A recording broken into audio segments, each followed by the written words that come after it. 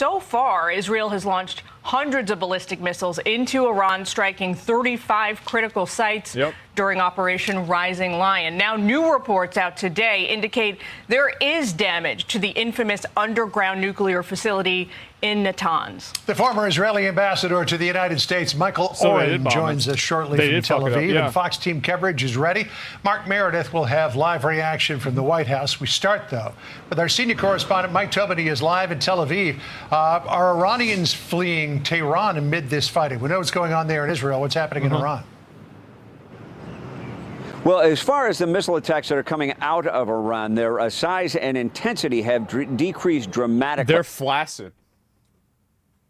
Let's be real. These are the most limp. Because, like, for a while, bro, Iran was popping the fuck off. Like, they were bombing the shit out of Israel. I was shocked. Like, I was like, damn, like, this is crazy. Like, maybe Iran, like, maybe they didn't know who they were fucking with. But now it's just nothing. He shoots like 3 missiles every, like, 5 hours. They get shot down, and it's like it never happened. We've had a couple of missile attacks today. One of them just about an hour or two ago. It's over? Could have. Everybody knows that. Like, you know what I used to play in StarCraft? I used to play Void Rays. I tell you, you brought a Void Ray over there, they didn't have one of those turrets, it was done. You were done. That's it. Involved as few as 2 missiles. The IDF I remember one time I played StarCraft. I was in like a diamond game. And the dude saw my Void Ray immediately come out of the fog of war. Within 2 frames, he quit the game. Because he already knew. He knew what it was going to... He knew. All right. Yep. You got me. That's it. One of them was intercepted. Earlier this morning, there was a missile attack involving some 20 ballistic missiles out of Iran. 4 of those got through. The damage was minimal. It resulted in a bus that caught fire, a structure that caught fire, and several craters that were formed in the ground. Yeah, look at this. But no injuries reported from that. Now, Israel's defense minister has taken to the airways with a warning for Ayatollah Khamenei, saying if he continues to fire missiles at Israel, he could meet the same fate as Saddam Hussein.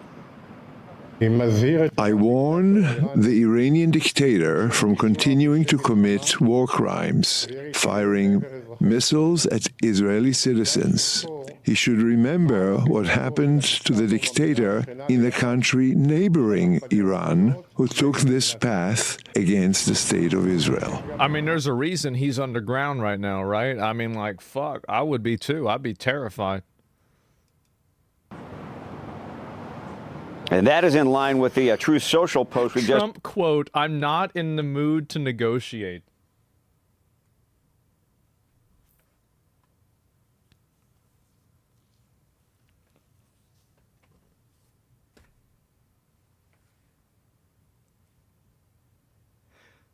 Oh my God. Jesus. Yeah, vibes. Yeah, he just doesn't know. He just doesn't want to do it. Only give him 60 more days, right? That profile picture goes fucking hard though, right? It is funny how every other senator has like a normal picture and Trump has some AI fucking Photoshop bullshit thing that's like straight out of Facebook. Seen from President Trump, saying we know exactly where the so-called supreme leader is hiding. He's an easy target, but is safe there. We're not going to take him out, kill, at least not for now, but we don't want missiles shot at civilians or American soldiers. Our patience is wearing thin.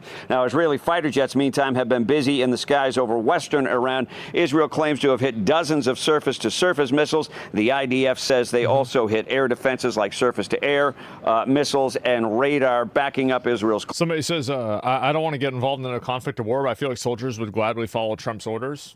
I think the reality is that this is the, this is, I think, the discussion, right? Is avoiding a war guaranteeing a war in the future? And I think that from Trump's perspective and from the people that are in favor of Iran and intervening in Iran, the idea is that if you let them keep going and you let them do this, this will create a larger existential problem down the road where we could stop the problem right now before it becomes worse. That's basically what they're saying. And then on the other side, they're saying, oh, yeah, well, how did that work with, Iraq? Because that was the idea with Iraq. And that didn't, it's not like the war ended in 2000 and whenever the fuck Saddam Hussein got caught. Or Libya, right? Exactly. And so that's the two sides of this. I can't wait for you to cover the Trump assassination. I love how you think that, if Trump gets assassinated, have you heard some of the shit J.D. Vance says? Oh, no, I don't think you yeah, bro, like, that's not, yeah, you don't, it's way worse. Like, you think that's bad. Claim of air superiority over Iran. The IAEA, International Atomic Energy Agency. I mean, you've got to remember, J.D. Vance was the one that said, frankly, Margaret, I don't care, whenever they were talking about, like, families being separated by deportations. He was the one that was saying the UK is going to be an Islamic nation. That was J.D. Vance. It wasn't Trump saying that. It was him. Has issued a new assessment of that strike at the Natanz nuclear enrichment facility, saying that facility took a direct hit from Israeli airstrikes, sustaining significant damage. That new assessment was issued after they reviewed satellite imagery of the Natanz facility. John, back to you. All right, yeah. Mike Tubba with the latest from Tel Aviv. So they know where the guy is. Of course they know where the guy is. That's the most important guy to know where he is. Mike, thank you. Jillian? All right, well, President Trump cut his G7 trip short as Israel and Iran broadened their attacks yesterday. He's expected to spend the day at the White House today, meeting with his National Security Council in the Situation Room. Mark Meredith is at the White House for us this afternoon. Hey, Mark. Jillian, good afternoon to you. The White House has President Trump himself throwing cold water on the idea that the U.S. is going to be brokering a ceasefire between Israel and Iran anytime. Yep, that's not happening. It's done. Like, yep. Yep. They had the time for that. They didn't do it. And now, who knows what's going to happen. Soon, even though there's growing political pressure on the White House to limit any U.S. military exposure to what's happening in the Middle East. Yeah. The president cut his trip to Canada short by a day, given the developments, the escalating violence between these two countries. And as you and John were just talking about, he's been quite active on Truth Social. Mike Tobin read one of the posts, but I wanted to read one of the other ones where he also said this, and it was interesting. He said the word we, because we now have complete and total control of the skies over Iran. Iran has good sky trackers and other defensive equipment, but it doesn't compare to American-made, conceived and manufactured stuff. Nobody does it better than the good old USA. While Trump has been active on social media, so is Vice President Vance. He issued a lengthy statement online making it clear all options remain on the table. Very quickly, the debate over what U.S. involvement may or may not look like is engulfing Capitol Hill, especially among Democrats. We're seeing two very different trains of thought play out.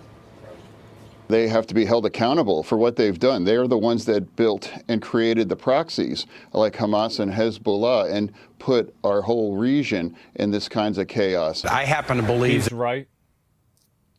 He's right. I mean, he is. That the U.S. being at war with Iran would be a colossal mistake. There is no national security imperative that suggests that we should. And it's not just Democrats who are speaking out against the possibility. I think that the strongest argument that I see for why it's important to stop Iran from developing any nuclear weapons and stop them from getting any more advanced is Russia. In my opinion, this is, again, my opinion, while Russia does have some reasons that I think are partially legitimate, in the Russia-Ukraine conflict, I view Russia as the aggressor. Russia are the ones in the wrong. It's not that Russia did this for no reason. It's that the reason the reason that they did do it for, I don't think justified what they did. Right? It was disproportionate. We have to pussyfoot around and not be aggressive against Russia because Russia has nuclear weapons. That's one of the big reasons. They have a massive military and they have nuclear weapons. If they didn't have that, we would be having a totally different conversation. So is the U.S. Exactly. You're a warmonger. Well, wait a second.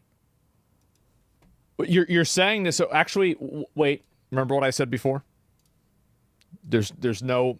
Let's not even address it. It's not worth wasting our time on. It's not worth wasting our time on somebody who's spamming in caps lock. There's no sense to this at all. Anyway, it's just so wrong. Yeah, it's not even worth responding to. Let's move on. The point is that if you look at the way that we've had to negotiate with Russia and we've had to put up with this bullshit for years now, because it's been since 2022, I think that goes to show you what it will be like dealing with Iran if they get a nuclear weapon. And that, in my opinion, is the best case scenario. That is the best case scenario because that's assuming they don't use it. Who's the aggressor in Iraq, Afghanistan, Libya, Palestine? Who cares? That doesn't have anything to do with what I'm saying. With the looming bomb, I feel like I'm not going to get to Marathon or Xbox. No, I will get to Marathon today. I will do all the rest of this. If you dislike what Israel mentioning Hitler and Holocaust is referred to as ulting, do you have the same opinion when African Americans mention slavery or Jim Crow or Holocaust? I think it depends on what it is. But yeah, in general, like bringing up something that happened over 100 years ago as an excuse for bad behavior today or to justify anything today is just not accurate to me. Absolutely. Yeah, I think that you have to move past it for sure. I do think that. Definitely. If Iran gets a nuke, Saudi Arabia, Israel will be bombed on day one. Maybe, right? I mean, but the fact that that's even a question is a reason why they shouldn't get it. I mean, just think about that. The U.S. involvement in Iran. That's my point of view, and that's my perspective on it. Like I view what I'm saying as the most pragmatic and reasonable and the most like even-handed perspective that you can have. I mean, obviously, I wouldn't have an opinion I think is wrong, but like this is what I think the most pragmatic viewpoint is. It's not moving past this fact the Ottoman Empire and Persian Empire were turned into weapon testing grounds for first world nations. What does that have to do at all with the fact that we don't want them to have a nuclear bomb? That's totally irrelevant. We know that today, House Republican of Kentucky was also Thomas Massie, was one of the ones who said he would try to limit the president's ability to use U.S. military against Iran without Congress's say-so. Jillian. As the president himself has been saying today, he might make a decision about how to engage here any moment. They said Trump was going to go live today at some point and talk about it, but we don't really know. I also want to say that anything that Trump says is probably a lie. It's probably a lie to destabilize or mislead the Iranian government, and then he will take advantage of them acting in the way that he has misled them. That's probably what's going to happen. Hopefully he declines to join. Yeah, and then he just joins anyway. Yeah, for sure. We'll be tracking it all afternoon. Thanks, Mark. John? You bet. All right, let's go live to Tel Aviv now, bring in the former Israeli ambassador to the United States, Michael Oren. Michael, it's good to be with you. I want to start you here. This is the latest from President Trump. A couple of big posts on Truth Social. He said, first of all, we know exactly where the so-called supreme leader is hiding. He is an easy target, but is safe there. We are not going to take him out, in brackets, kill, at least not for now. But we don't want missiles shot at civilians or American soldiers. Our patience is wearing thin. And then a few minutes later, the president followed up with this, said unconditional surrender. Sounds like he's done talking to Iran. He just wants them to lay down their arms. He wants them to agree to end their nuclear program. He's not in the mood anymore. Or it may escalate from here. What are you thinking in this moment? I think it's extraordinary. We're in a truly historic moment. John, Jillian, always good to be with you. Who would have thought? This is one of the world's most wicked regimes. It's not just that they have tried to destroy the state of Israel again and again for the last 46 years. They are the world's largest state sponsor of terror. They're responsible for thousands of deaths, deaths of Americans too, around the world. They are the major backers of Hezbollah and Hamas that triggered this horrendous Middle Eastern war for the last year and a half. They supply... Trump tweeting, unconditional surrender just helps the current Iranian regime exploit their people, using religious fanaticism as a weapon. Doesn't help a peaceful transition in any shape or form. I don't know. I mean, you could be right. I mean, maybe, yeah. I don't know. The drones and the rockets that kill Ukrainians. I can go on and on. This is a truly wicked, wicked regime. And when the president says total surrender, unconditional surrender, we couldn't agree more. And we hope it's not just about their nuclear program. It's the end of Iran's support for terror. It's the end of Iran's... No, they want to get rid of the entire government. Like, this war will not be over until the entire government is either dead or in jail. That's the truth. Quote me on it, and we'll see what happens. Attempt to assassinate American leaders, including President Trump himself. I mean, who lets a regime get away with that? It's not just about their ability to enrich uranium. So it's an extraordinary moment, and we greatly appreciate the president's support for us throughout this crisis. Did you say you watched Nick Fuentes? I mean, I've watched Nick before. Yeah, I've seen Nick's stream. Of course. Yeah, I mean, I'm not like, I don't watch him every day, but yeah, I've seen plenty of clips. Sure. Like, what do you want? Yeah, I mean, I didn't get that for. I don't know if Nick said that or not, but like, yeah, of course I know who Nick is. Sure. It's providing us with munitions, even with jet fuel, and if the president decides that he in the United States wants to intervene directly, we're the last people who are going to say no. Well, let me ask you this question. Can Israel accomplish its goals of eliminating Iran's nuclear program without U.S. help? I think so, yeah. But about eliminating, we certainly degrade it extremely. And if the Iranians do come back to the negotiating table, they're going to negotiate about dismantling the program and not just capping the enrichment. And the great thing bro, like, I think that they're totally off. That's totally off the table now. I think it's either you dismantle it completely or you get dismantled completely. Two options. That's pretty clear, like, what... That's negotiations are over. They'll be discussing dismantling nuclear facilities that are already dismantled to a certain extent. And yes, we do not have strategic bombers. We don't have B-52s or B-1s, B-2s. We have these wonderful American-made jets, F-15s, F-16s, and F-35s that have just done an extraordinary job. And the president praised American weaponry today, and we couldn't agree more. But again, we don't have planes that can carry these bunker-busting bombs. They weigh 30,000 pounds that can penetrate an underground facility like the facility at Fordo. We could take our time. We could begin to sort of peel off various layers of that mountain, but that would take a very long time. The United States can do it much more swiftly, cleanly, and effectively. Well, the issue, though, is Fordo. Yeah. And if there were to be a ceasefire declared and Fordo was intact, do you have any belief that the Ayatollah would actually agree to dismantle that, or would it be... They will, or they die. Two options. Most people will choose not to die. Yeah, that's it. Left intact, and eventually, as he's done so many times in the... Somebody says, why can't Iran have nukes? A lot of people ask that question. It's pretty simple. Because we don't want them to. Now, there's reasons why we don't want them to, but the ultimate reality is because we don't want them to. It doesn't really matter what the reason is. Past, drag this out, at the same time reconstituting and rebuilding his nuclear program, so that in a couple or 3 years, you'd be right back here where we are now.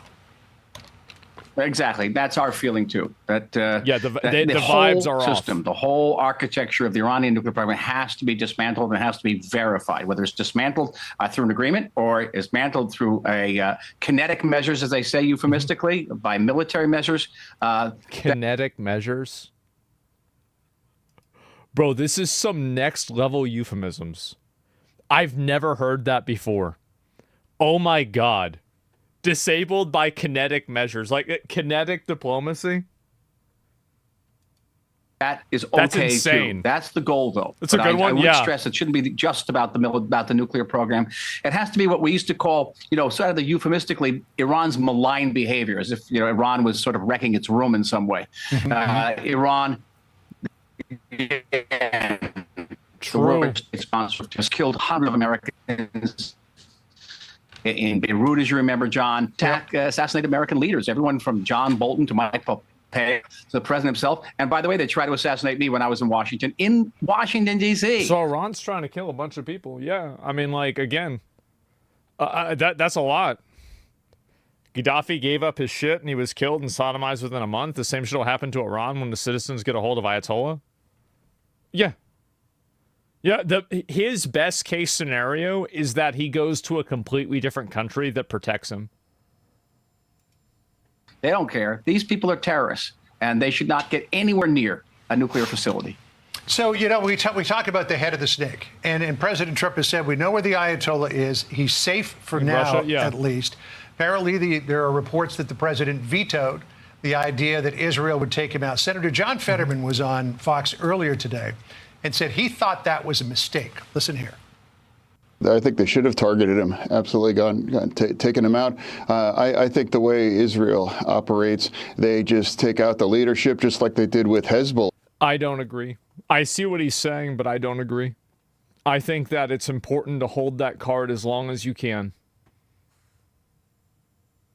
Yep. And they've already done that. Ideally, the best case scenario is that the citizens do it. The best case is that the citizens find him and then deal with him themselves. That is the best case scenario, because that is the Iranian people deciding their own fate. Like Gaddafi? Yeah. Westweaker, thanks. 100 subs. Holy shit. Thank you. You're right. The longer you keep them, the more time you have to rile up people against them. Yeah. They could have assassinated him, but they didn't. They think more about it than us. Yeah, of course. Do you think you can hold that card too long, though? Theoretically, yeah. I mean, obviously, every action is a risk. The Iranian leadership just took them out even laying in their beds, and they didn't take down the whole building. They actually targeted where they lay in bed. So what do you think about that, Michael? I mean, you took out the head of the military and the new heads of the military. They were just taken out this morning. You took out Nasrallah. You took out Haniyeh. You've taken out Hamas leadership time and time again on the ground there in Gaza. Why not just get rid of the Ayatollah? Or are you concerned with what might follow in the power vacuum? Well, I think it's more that I don't think anybody in the state of Israel would shed a slightest tear if Mr. Khomeini would meet his maker. And I think the maker would be very happy to see him. No, I think what I really thought, is my background is in military history. When the president said unconditional surrender, what does that evoke? It meant when Roosevelt said that about Japan in World War II.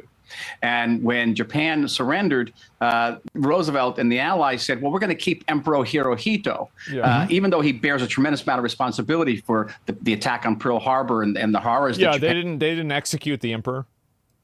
And affected throughout the world during the war. We're going to keep him because we need his legitimacy to legitimize the surrender. No, yep. That was the first thing that came to mind. Move, preparing for the day that Iran does agree to total unconditional surrender. All right. Maybe you do need a prominent leader in order to make it legitimate. Michael, always good to talk to you. Thank you so much. We hope that you and your loved ones stay safe through all of this.